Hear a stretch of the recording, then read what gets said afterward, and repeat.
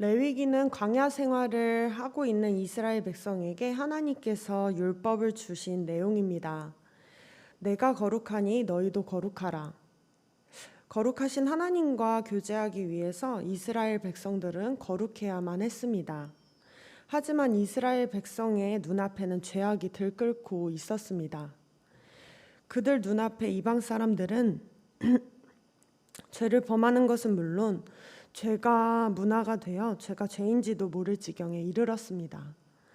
하나님께서는 이스라엘 백성들을 포기하지 않으시고 그들이 하나님의 자녀답게 거룩한 삶을 살 수 있도록 십계명과 율법을 주셨습니다. 하나님께서는 제사법, 정결법, 성결법을 모세를 통해 주셨는데 오늘은 그중 성결법 총 6가지 중 첫 번째, 하나님의 자녀가 어떠한 생활을 세상 가운데 어떻게 해야 되는지 그 방법을 알려주시는 내용입니다.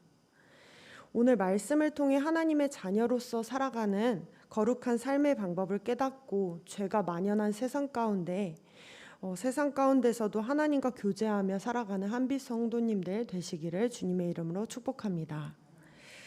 본문은 하나님께서 성윤리에 대해 강력히 경고하시는 내용입니다. 24절 제가 읽겠습니다. 너희는 이 모든 일로 스스로 더럽히지 말라. 내가 너희 앞에서 쫓아내는 족속들이 이 모든 일로 말미암아 더러워졌고. 아멘. 여기서 이 모든 일이란 6절에서 23절 언급한 이방의 우상숭배, 가증한 풍속과 문란한 성생활을 의미합니다. 이런 일들이 스스로를 더럽힌다는 말입니다. 자기 자신을 위해 가증한 죄를 지었는데 하나님께서는 결국 그 화가 자신을 더럽히는 행위라고 말씀하십니다. 죄를 범하는 많은 사람들은 착각합니다. 이 죄만 지으면 내가 잘 살 수 있을 것 같은데 이 일은 아무도 모를 거라고, 죄를 범하면서 자기 자신에게 더 좋은 미래가 올 거라고 기대하며 죄를 짓습니다. 자기 자신의 가치와 존엄성은 무너져 내리는데 그런지도 모르고 자신의 상황과 타협하며 스스로를 속이고 가증한 죄를 짓습니다. 예수님을 은 30에 팔아넘긴 가룟 유다를 보십시오. 그는 예수님을 은 30에 팔아넘겼습니다. 예수님을 팔고 난 후 은 30냥을 챙겼을 때 그는 그때 잠시 행복했을 수는 있습니다. 그런데 그는 결국 어땠습니까? 그의 기쁨은 오래가지 못했습니다. 죄책감에 시달린 채 그는 비참한 최후를 맞이했습니다. 예수님께서는 범죄한 가룟 유다에 대해 마태복음에서 이렇게 말씀하십니다. 인자는 자기에게 대하여 기록된 대로 가거니와 인자를 파는 그 사람에게는 화가 있으리로다. 그 사람은 차라리 나지 아니하였더라면 제게 주었을 뻔하였느니라. 마태복음 26장에서 이렇게 말씀하십니다. 범죄한 그에게 화가 있을 것이며 범죄한 그는 차라리 태어나지 않았던 게 더 자신에게 좋았을 것이라 말씀하십니다. 오늘 말씀에서는 죄의 피해자는 결국 자기 자신이라고 말합니다. 특히 오늘 본문은 성윤리에 대해 강력한 경고를 담고 있습니다. 하나님은 이스라엘 백성에게 가나안 땅을 약속하셨습니다. 하지만 그곳 사람들은 근친상간, 간음, 동성애, 짐승과의 교합과 같은 가증한 죄를 범하고 있었습니다. 그들은 이미 죄가 문화가 되어 죄가 죄인지도 모르고 죄를 받아들이지 않으면 이상한 사람이 되는 것 같은 상황 속에서 살아가고 있었습니다. 하나님의 말씀을 거부하고 계속 범죄하는 그들을 하나님은 결국 그 땅에서 쫓아내실 것이라, 징벌하실 것이라 선언합니다. 그리고 이제 그 가운데 살아갈 이스라엘 백성들에게 이방의 풍속과 규례를 따르지 말고 오직 하나님의 규례를 지켜 행하라 말씀하십니다. 25절 그 땅도 스스로 그 거민을 토하여 내느니라. 하나님은 가나안 땅에서 악을 행하는 가나안 사람을 쫓아낼 것을 그 땅이 토해낼 것이라 은유적으로 말씀하십니다. 오고 가는 것, 뿌리고 거두는 것. 하나님은 세상의 주관자시며 모든 소유의 주인이십니다.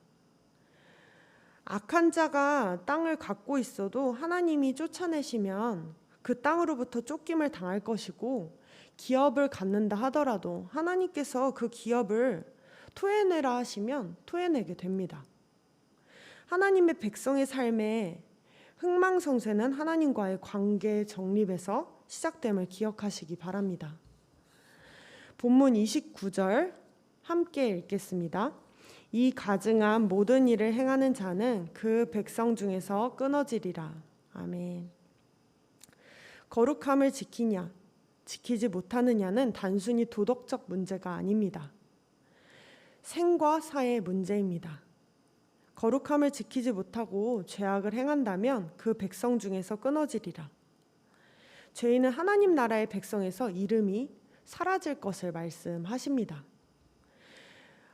30절 제가 읽겠습니다. 그러므로 너희는 내 명령을 지키고, 본절은 본문의 목적을 말합니다. 하나님의 명령을 지키는 것만이 가증한 풍속을 행치 않는 유일한 길임을 말씀합니다. 너희가 들어가기 전에 행하던 가증한 풍속을 하나라도 따름으로 스스로 더럽히지 말라. 성경은 죄의 피해자는 결국 자기 자신임을 앞서 말했습니다. 세상이 아무리 악해도 죄가 문화가 되어 받아들이지 못하는 날 이상하다 취급하더라도 죄와 절대 타협하지 마시기 바랍니다. 하나님과 더욱 가까워짐으로 자기 자신을 지키시길 바랍니다.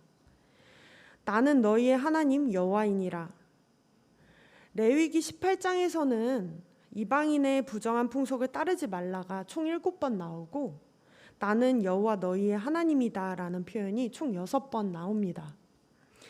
이스라엘을 보호하시고 인도하시는 분이 이방 신이 아니라 오직 하나님임을 기억하게 합니다. 또한 죄가 아닌 하나님의 법도를 행하라는 강력한 경고의 말씀을 담고 있습니다. 우리는 하나님께 속한 자들입니다. 하나님이 아닌 다른 것을 섬기거나 두려워해서는 안 됩니다. 오직 하나님의 법도를 잘 지키고 하나님의 인도하심을 따라 살아가야 합니다. 우리가 하나님의 법도를 잘 지키기 위해서는, 우리 스스로를 잘 지키기 위해서는 어떻게 해야 될까요? 복 있는 사람은 악인의 꾀를 따르지 아니하며 죄인의 길에 서지 아니하고 오만한 자의 자리에 앉지 아니하고 오직 여호와의 율법을 주야로 묵상하는 자로다. 아멘. 시편 1편의 말씀입니다. 내 상황을 보면 못할 이유도 많고 핑계도 참 많습니다.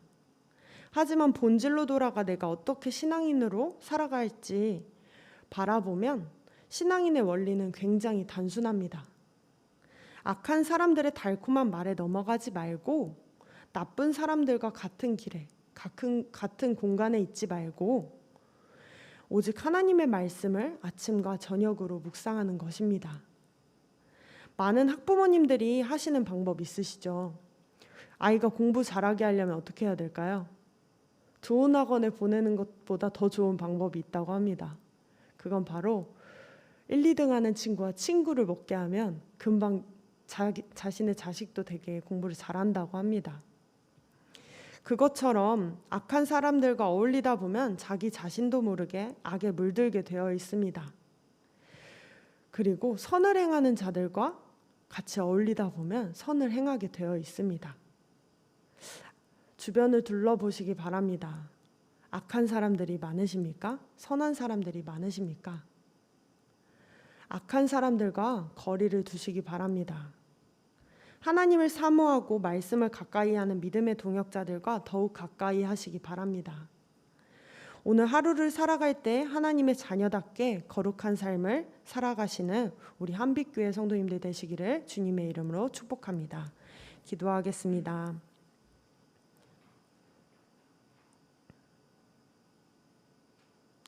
세상 만물을 창조하시고 지금도 역사하고 계신 하나님, 주시는 이도 하나님이시요 거두시는 이도 하나님이심을 우리가 믿습니다.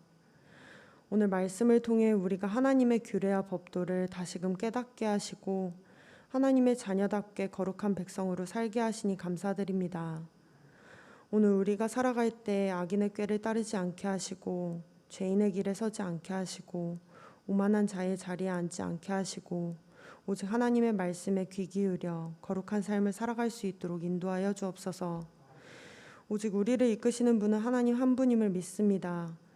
우리가 상황과 형편에 휘둘리지 않게 하시고 우리에게 담대함과 강건함으로 우리가 상황을 물리칠 수 있도록 인도하여 주옵소서. 예수님 이름으로 기도드립니다. 아멘.